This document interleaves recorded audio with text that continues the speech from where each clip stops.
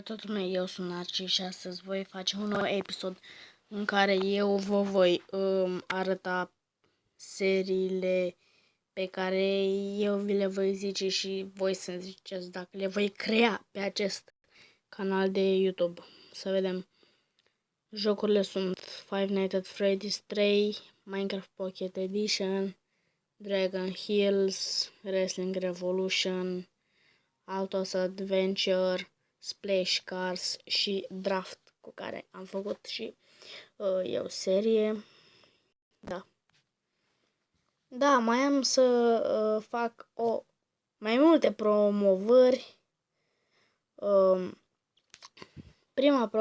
Prima promovare va fi pentru Mr. Freddy.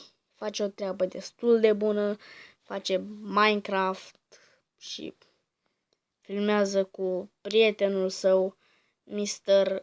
Springtrap, căruia și lui fac o promovare chiar acum. Da, intrați pe canalele lor, fac treburi foarte, foarte bune, chiar recomand canalul. Și ultimul și nu cel din urmă, micuțul și prietenul nostru, The Prize Is, faceți și lui pe plac, abonați-vă, dați și lui un like, deoarece like-urile voastre contează și subscribe-ul contează.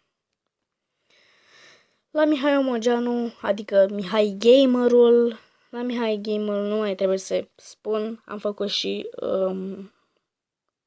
de fapt, pentru cei care l-au văzut, că i-am șters videoclipul cu promovarea, pentru că el mi-a zis să șterg,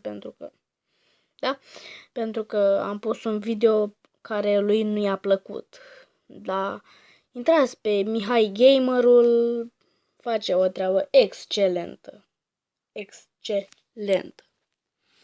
Deci, lucrează impecabil când filmează, joacă foarte, foarte bine Minecraft, Critical Ops și da. Eu l-aș sfătui să facă și serii cu Geometry Dash, nu știu, ceva așa mai interesant. Sper că mai auzi Mihai și că atât a fost cu acest episod. V-am pupat!